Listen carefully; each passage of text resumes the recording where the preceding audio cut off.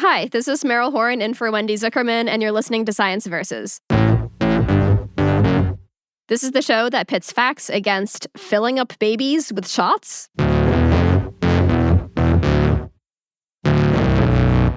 Today on the show, vaccines. In the U.S., there's been a ton of turmoil around vaccines. The Department of Health and Human Services is being led by a longtime vaccine skeptic, Robert F. Kennedy Jr.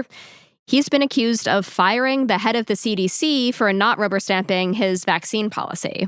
He's also added a ton of vaccine skeptics to this big vaccine advisory committee. And President Trump has chimed in here saying that we've been giving kids way too many shots. They pump so much stuff into those beautiful little babies, it's a disgrace. And last week, the CDC announced a big change, saying they've got new vaccine recommendations for kids. New guidance from the CDC reducing the number of vaccines recommended for children. They have scaled back the number of vaccines, now only recommending 11 vaccines. The CDC is now saying that some shots that were given to kids routinely instead should be given on a case-by-case basis, like to quote high-risk groups. And to back up these new recommendations, the government has pointed to what some other countries are doing. They say that when you look at the US versus similar countries, some of them don't give kids nearly as many shots. And there's one country in particular that's gotten pointed to a ton. Denmark. I hear Denmark a lot. They're a pretty healthy country. Why shouldn't we copy Denmark? Yeah, the CDC seems to be modeling its new recommendations on Denmark. So, is this a fairy tale come true for the US? Or is it more like a nightmare? Today, we're going to find out, why do some other countries recommend fewer vaccines than the US? Does it make sense to follow their lead? And we'll look at what the fallout could be. Because when it comes to vaccines, there's a lot of Beautiful little babies. And then there's science. Science Versus is coming up after the break.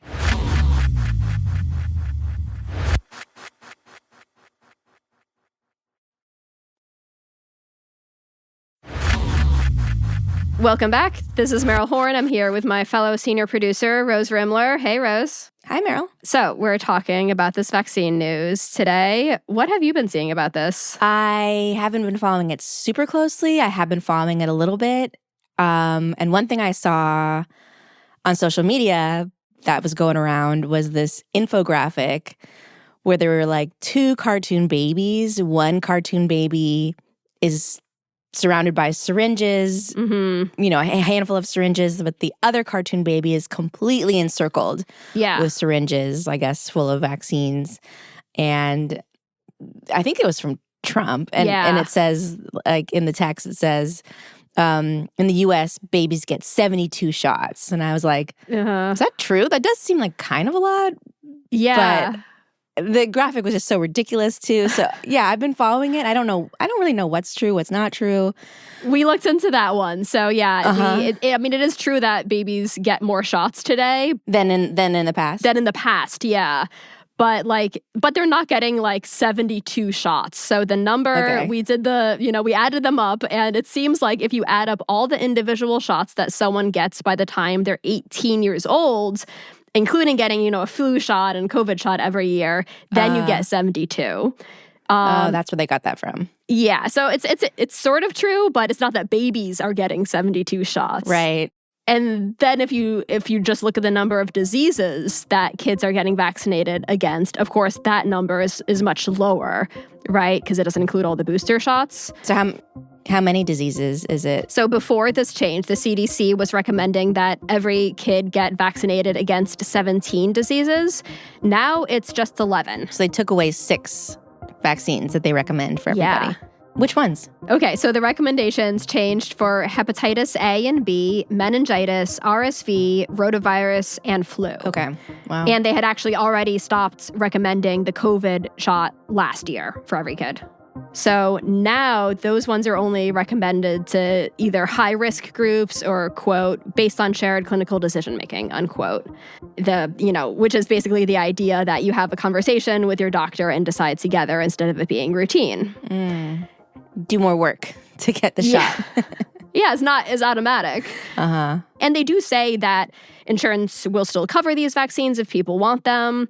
But, on the whole, yeah, it makes it more messy. Okay, Meryl. So in addition to the babies encircled with syringes, it is apparently bogus.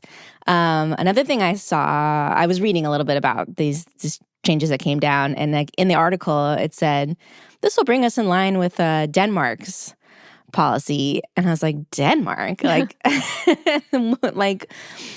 that's interesting because I think a lot of people in the U.S. like idolize Scandinavia, and like everything they do is better thought out and smarter and better for children than whatever we're doing in the U.S. Especially when it comes to healthcare, we're often like, "Oh, look at these Scandinavian countries. We should do what they're doing." Yeah, that's like this utopia of everybody on their wooden bicycles or whatever. So, yeah. That made me sort of stop and think, like, why Denmark, basically? Yeah, exactly. Let's start there.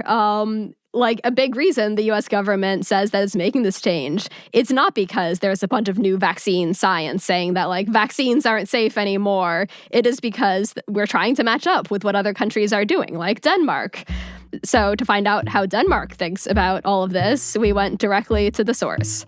The Danish I had for breakfast. Womp womp. Meryl, go to your room. Unacceptable punning. We actually talked to Jens Lundgren. He's a professor of He's a Danish? Yes, he's a professor of infectious diseases at the University of Copenhagen.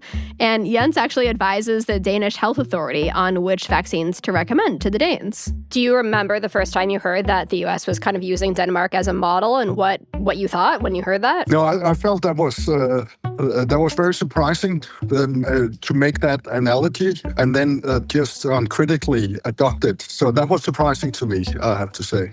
Yeah, do you know why we use Denmark in particular? That's probably more for you to answer than me. Right.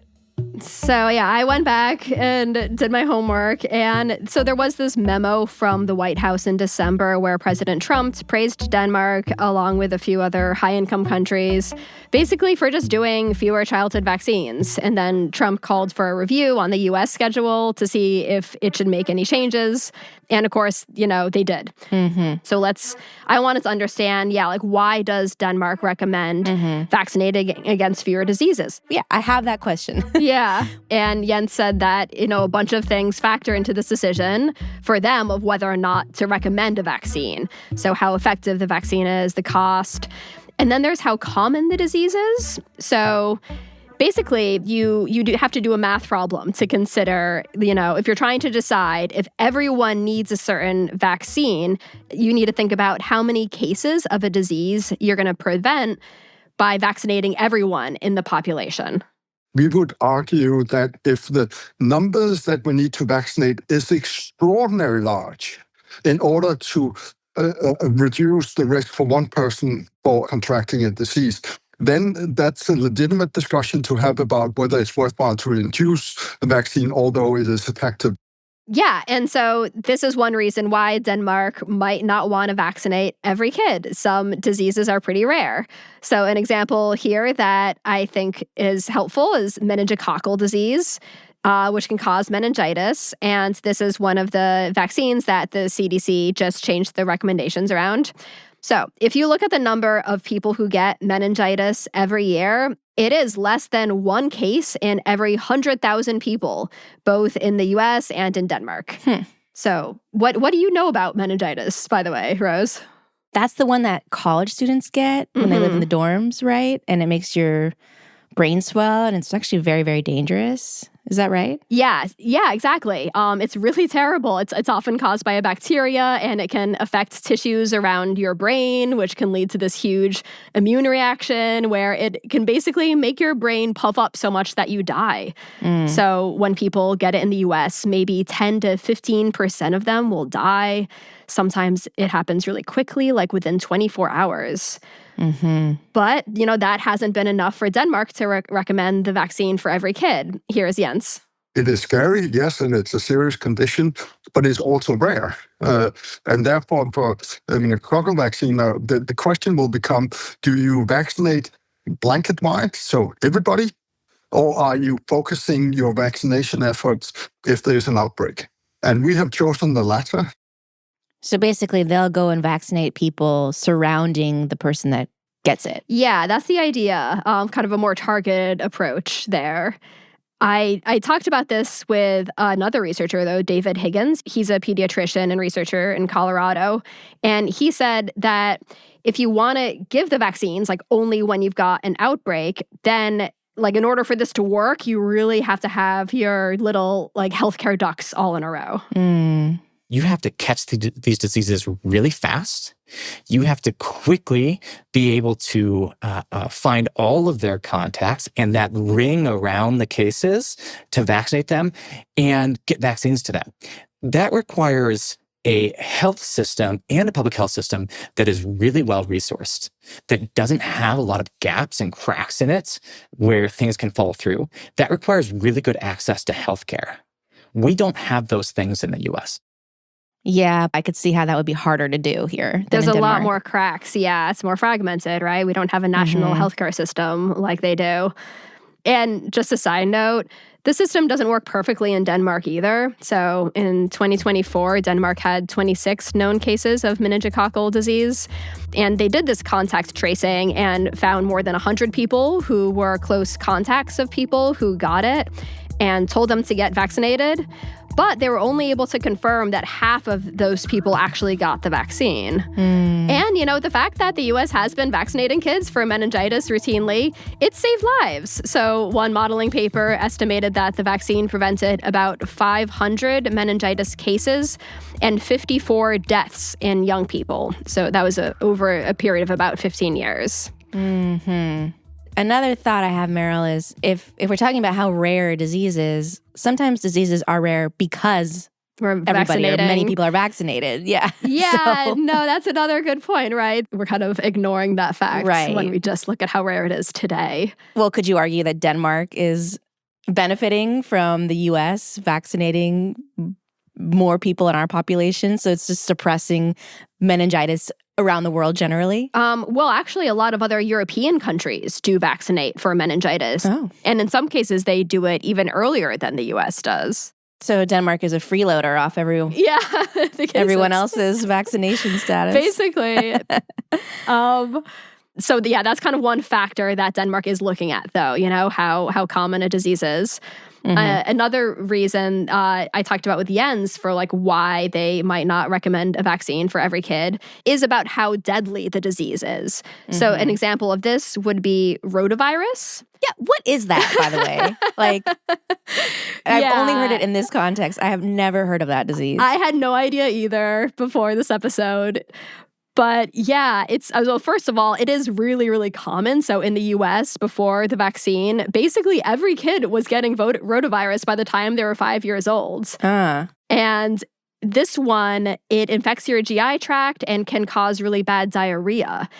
And it can get so bad that it will land kids in the hospital. And so, yeah, I asked Jens about why they don't recommend vaccinating against this. And he said a lot of factors go into it, but one thing is that it is treatable. It's not something, at least in our context, that we see as a terribly serious disease. Again, they're confident that a kid who has a bad case of rotavirus can get to a hospital and be treated. Yeah, the healthcare system really matters for that too, right? And then, you know, if you look at the numbers in the U.S., vaccinating has kept a bunch of kids out of the hospital. So the CDC has calculated that the vaccine prevents 62,000 emergency department visits and 45,000 hospitalizations every year from rotavirus. Which to me does make me glad that like my kids are vaccinated against it. Like even if it's not going to kill them, I don't want them to go to the ER. Well, yeah, I mean, that's the thing with kids and getting sick. Kids get sick a lot and you just hope that your kid is going to have an okay case and get over it. And that's just part of life. But you don't know if your kid's going to be the one that gets really, really sick from something. And if someone in the family has to go to the hospital, that's really disruptive and scary for the kid. Like, I'm thinking about vaccines for childhood diseases that are typically fairly not life-threatening, but very unpleasant. Yeah.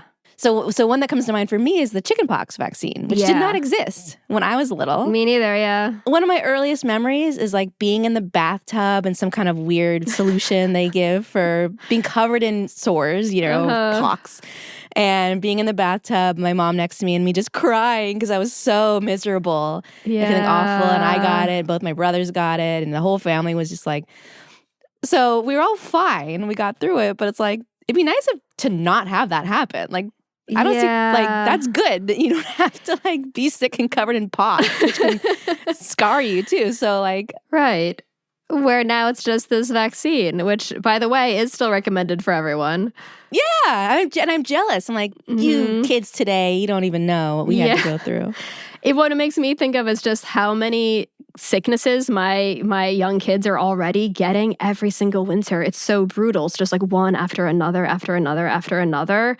Yeah, everyone on the team who has little kids is like constantly like someone's kid is always sick at Science Versus. And I'm just sort of imagining a parallel universe where rotavirus was also this one that like all the moms would like complain about on the group chat. Like, oh, my kid has like diarrhea for like a week. And like, that sounds like a bad alternate universe. Like, I'm glad we live in this one where they got some stuff like it's like oral vaccines. So my kids got something squirted into their mouths. I kind of barely even remember this happening.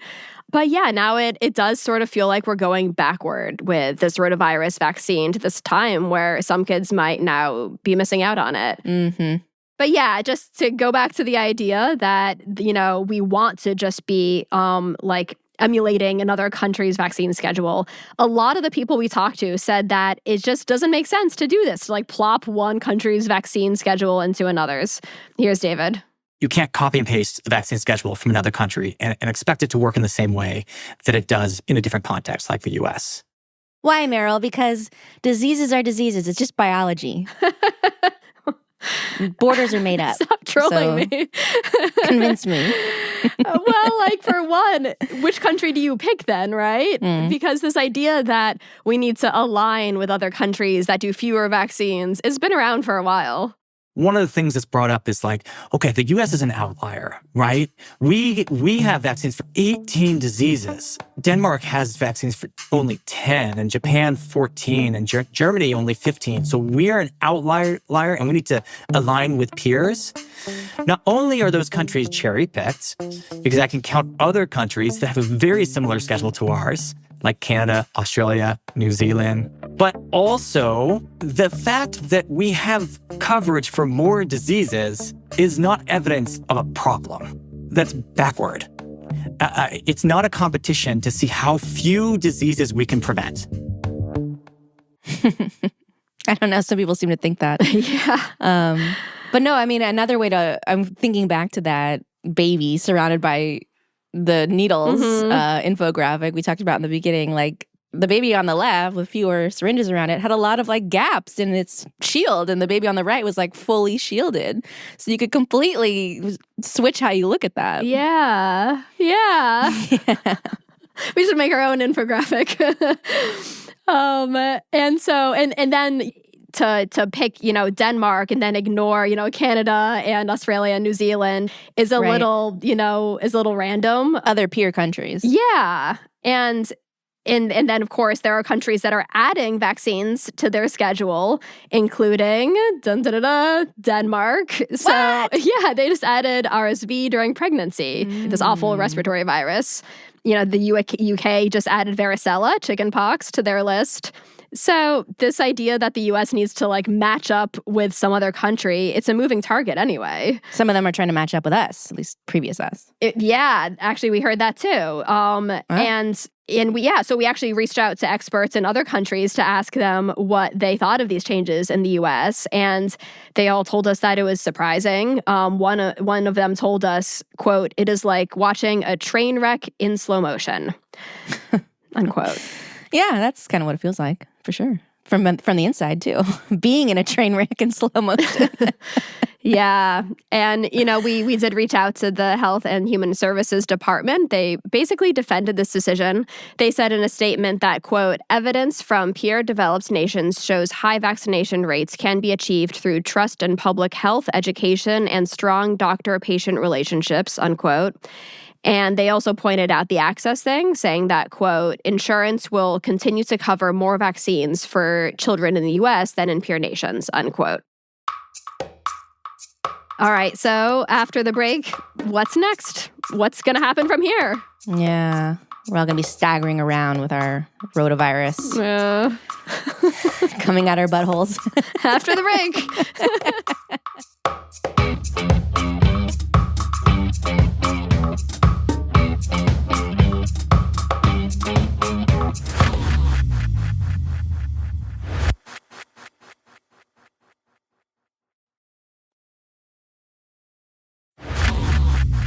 Welcome back. This is Meryl. I'm here with Rose. Hi, Meryl. So we're talking about this big change in vaccine recommendations, and we just heard some reasons why experts don't think it makes sense for us to cosplay as Denmark. They were like, black licorice is gross. Yeah. But the other thing we wanted to know is, like, how much do these changes actually matter? Like, how big a deal is this? Mm-hmm. I talked about this with David Higgins, who you heard from before. So on a scale from 1 to 10, how big of a vaccine emergency is this? Well, I would say that this is an 8. Huh. An 8 an 8 or 9. Whoa. Okay. Now, here's why. I think that a 10 would be the no access to some life-saving vaccines that parents want to choose for their children or that we want to get as patients. This, in some ways, does still preserve some choice. Because parents still can get these if they want them, is that right? That's right, except it is a big deal, and here's why. Because over time, this is likely to decrease the availability and access for parents who want to vaccinate their children. So yeah, David's worried that even if parents still technically have access to these vaccines, these changes have injected some confusion into the system. Since, it's a lot easier to just say, like, here's your list of shots, go and get them, than to have people figure out, like, is my kid high risk, or should we do this thing where I need to talk to my doctor? So one example where this does get really confusing is RSV, which is really terrible. Here's David. RSV is just a horrible, nasty virus that every pediatrician, every winter, we're just swimming in RSV. Kids get super snotty with it. And I have admitted more kids to the hospital, put more kids on oxygen, and had more complications than any other disease, by far. And these are in healthy kids, right? We had a particularly bad RSV season several seasons ago. And I remember walking into the emergency department for a shift several times and walking in, and the waiting room is filled with kids on oxygen that hadn't even been seen yet. And so, yeah, it's terrible. And one thing that's exciting is that we do have these new ways of protecting babies against it. But so let me tell you about how it works, because it is really complicated and it's taken me forever to wrap my head around it. You mean how the vaccine works? Yeah, for starters, the vaccine itself is kind of a weird one. So the vaccine was approved in 2023 for pregnant people. But then at the same time, we got a separate treatment, not a vaccine, but something called monoclonal antibodies that babies can get after they're born. So if the mom didn't get the shot when she was pregnant, then the babies can take the antibodies, and these both work pretty well. Okay, so in the old recommendations, you had RSV at the top of the list, primo placement, saying babies should get these antibodies right away when they're born, specifically if the mom hadn't been vaccinated or they didn't know her vaccine status. But now when you look at the new recommendations and you look at where RSV is listed, it's in this whole new category that's further down of kids who are, quote, high risk. And this could mean that the kid has chronic health problems, but it could also mean that your mom didn't get the vaccine. That makes you high risk too. Okay. And that actually could be a lot of kids, because the vaccine is only recommended if you're in a certain stage of pregnancy at a certain time of year. Well, so it sounds like what you're saying is because the vaccination of people during pregnancy is not universal by any means, a lot of kids are going to be born without having been vaccinated while in the womb, which makes them a candidate for a high risk. But Yeah. it's not clear maybe that your kid is high risk just because you didn't get the vaccine. You have to know that. It's tricky, yeah. And, David pointed out that this detail is kind of tucked into a footnote in this new schedule. Parents are going to look at the schedule and say, they're not going to read the footnote. How this is described is in a footnote. They're going to see the schedule, the nice colors, and say, oh, my child's not high risk. Yeah. I had a normal pregnancy. We left the hospital after 2 days and everyone said, your baby's healthy and great. Why should they be getting this? So that's my concern with that one. Yeah, that is really confusing. Yeah. And, this point about confusion, we're already seeing this play out. Like for me, Rose. Even you? Yeah, I am one of these confused parents, not because of RSV, but actually a different vaccine. So, okay, so last week I took my son to the pediatrician. He's 2. And the doctor was basically like, good news, you don't need any vaccines today. So he would have needed the hepatitis A vaccine, but now that's not on the schedule for everyone. And she told me, that's fine because there's barely any Hep A in the US anyway.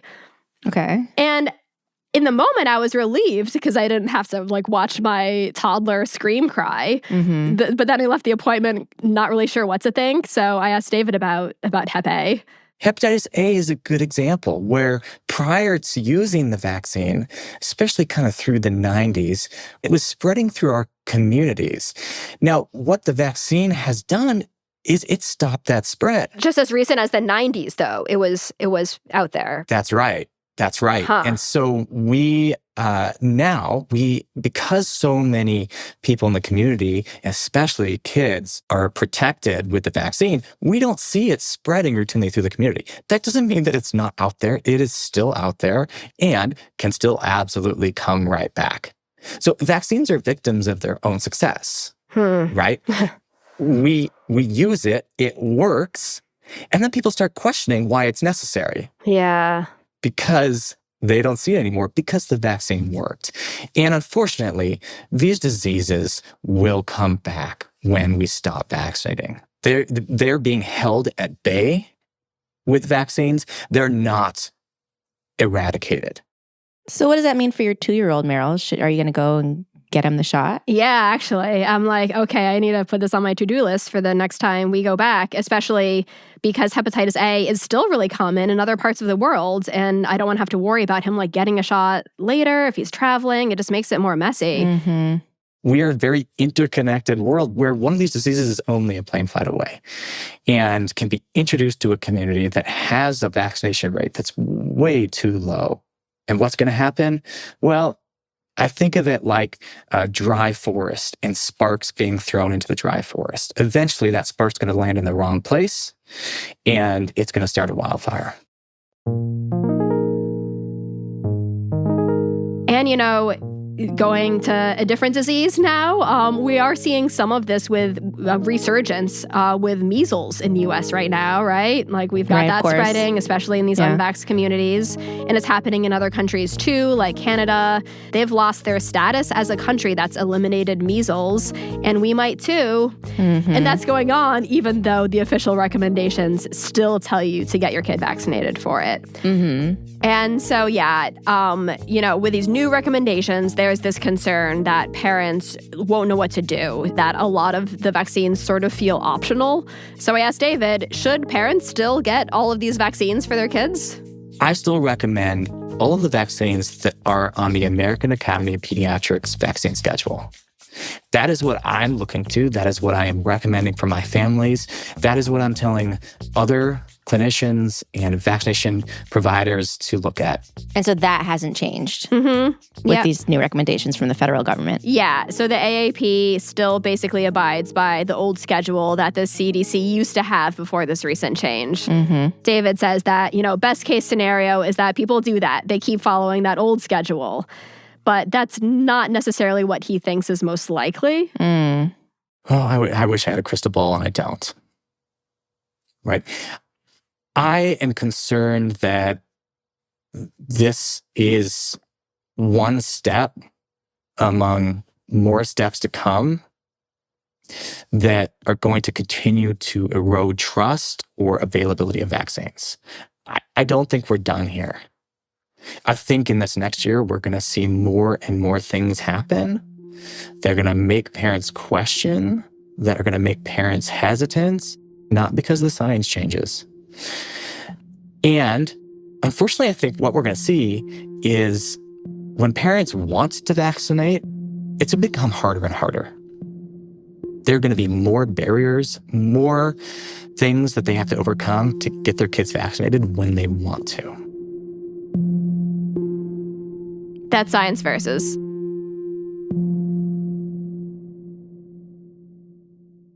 We have 61 citations in this week's episode. Check out our transcript if you want to see all of them. You can find the link in our show notes. And if you have questions or thoughts about vaccines, we want to hear them. Our email is sciencevsteam@gmail.com, and our Instagram is science_VS.